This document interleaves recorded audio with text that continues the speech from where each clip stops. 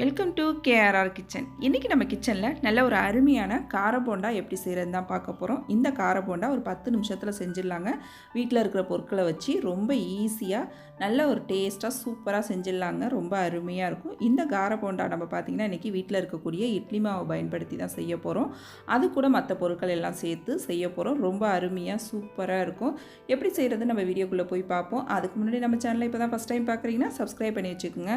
கூடவே bell symbol press பண்ணி ஆளுங்கிற ஆப்ஷனையும் ப்ரெஸ் பண்ணி வச்சுக்கோங்க. அப்போ தான் நான் போகிற வீடியோஸ் எல்லாம் உங்களுக்கு தொடர்ந்து நோட்டிஃபிகேஷனில் ஒன்றுக்கொன்னே கிடச்சிக்கிட்டு இருக்கும்.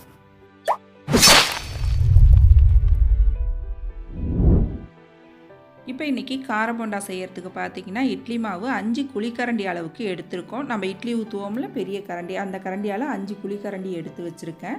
இதில் இப்போ நம்ம ஒரு பொருளாக சேர்த்துக்குவோம். ஒரு பெரிய வெங்காயம் நல்லா பொடுசாக கட் பண்ணி இது போல் சேர்த்துக்குங்க.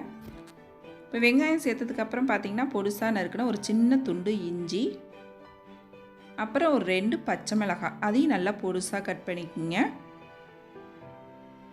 அப்புறம் பார்த்திங்கன்னா நல்லா பொடுசாக கட் பண்ண கருவேப்பிலை, கொத்தமல்லி இதையும் சேர்த்துக்கிறேன் இது கூடவே. இப்போ இதில் ஒரு 1/4 டீஸ்பூன் மஞ்சள் தூள், அப்புறம் பார்த்திங்கன்னா ஒரு 1/2 டீஸ்பூன் அளவுக்கு தனி மிளகாத்தூள் சேர்த்துக்குவோம். நம்ம ஏற்கனவே பச்சை மிளகாத்தூள் சேர்த்துருக்கோம். அதுக்கு தகுந்த மாதிரி காரத்துக்கு தகுந்த மாதிரி இந்த மிளகாத்தூள் சேர்த்துக்குங்க. நான் இன்றைக்கி ஒரு 1/2 டீஸ்பூன் அளவுக்கு சேர்த்துக்கிறேன். ஏற்கனவே பார்த்திங்கன்னா இட்லி மாவில் உப்பு இருக்கும். மற்ற பொருள்லாம் சேர்க்குறதுனால நம்ம இதில் ஒரு 1/4 டீஸ்பூன் அளவுக்கு உப்பு சேர்த்துக்குங்க.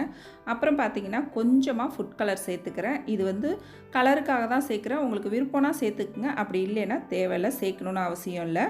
தேவைப்படுறவங்க மட்டும் சேர்த்துக்குங்க. இப்போ நல்லா இதை ஒரு தடவை ஒத்தாப்பில் கலந்து விட்டுக்குங்க. நல்லா அதில் வெங்காயம் மாவு எல்லாம் ஒன்று கலந்து வர மாதிரி நல்லா கலந்து எடுத்துக்குவோம்.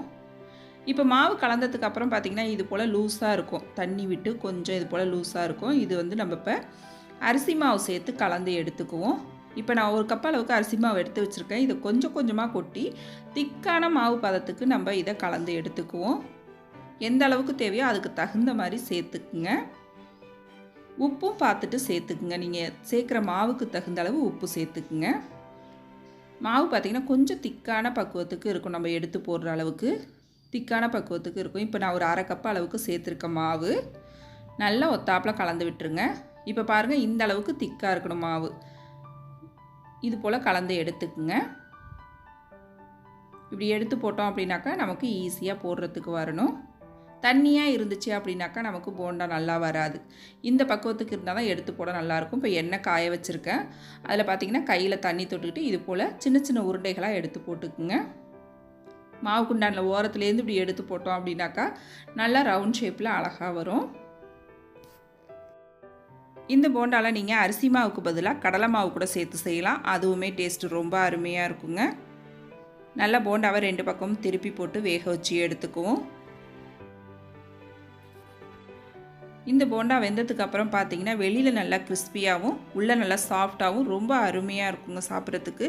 ஒரு 10 நிமிஷத்தில் நமக்கு ஸ்நாக்ஸ் வேணும் அப்படின்னு நினச்சோம்னா டக்குன்னு உடனே செஞ்சிடலாம். அந்த போண்டாவை வீட்டில் இட்லி மாவு இருந்துச்சுன்னா போதும், ரொம்ப ஈஸியாக செஞ்சு கொடுத்துடலாம் டக்குன்னு. இப்போ மீதம் இருக்கிற மாவு எல்லாத்தையும் இதே போல் நான் போண்டாவாக பொரித்து எடுத்துக்கிறேன். இப்போ பாருங்கள், எல்லா மாவுமே போண்டாவாக ரெடி பண்ணி எடுத்துகிட்டு வந்துட்டேன். ரொம்ப அருமையாக சூப்பராக வந்திருக்குங்க. வெளில நல்லா கிறிஸ்பியாகவும் உள்ளே நல்லா சாஃப்டாகவும் ரொம்ப அருமையாக இருக்குது டேஸ்ட்டு. இதுக்கு நல்லா ஒரு கார சட்னி, தேங்காய் சட்னி, கொத்தமல்லி சட்னிலாம் வச்சு சாப்பிட்டோம் அப்படின்னாக்கா அவ்வளோ ஒரு அருமையாக இருக்கும். நான் இன்றைக்கி தேங்காய் சட்னி தான் பண்ணியிருக்கேன். இதுக்கு நம்ம சேனலில் பார்த்திங்கன்னா நிறைய சட்னி ரெசிபி போட்டிருக்கேன், ப்ளேலிஸ்ட்டில் இருக்கும். நான் கீழே டிஸ்கிரிப்ஷன்லேயும் உங்களுக்கு லிங்க் கொடுக்குறேன், தேவைப்படுறவங்க செக் பண்ணிக்கோங்க. இன்ஸ்டண்ட்டாக செய்யக்கூடிய இந்த கார போண்டாவை நான் இன்றைக்கி சொன்ன அளவுகளோட சொன்னது போல் செஞ்சு பாருங்கள். செஞ்சு பார்த்துட்டு எப்படி இருக்குன்னு எனக்கு கமெண்ட் பண்ணுங்கள். என்னோட ரெசிபி பிடிச்சிருந்ததுன்னா லைக் பண்ணுங்கள், ஷேர் பண்ணுங்கள். மறக்காமல் நம்ம கேஆர்ஆர் கிச்சனை சப்ஸ்கிரைப் பண்ணி வச்சுக்கோங்க. நாளைக்கு வேறொரு ரெசிபியோடு சந்திப்போம். தேங்க்ஸ் ஃபார் வாட்சிங்.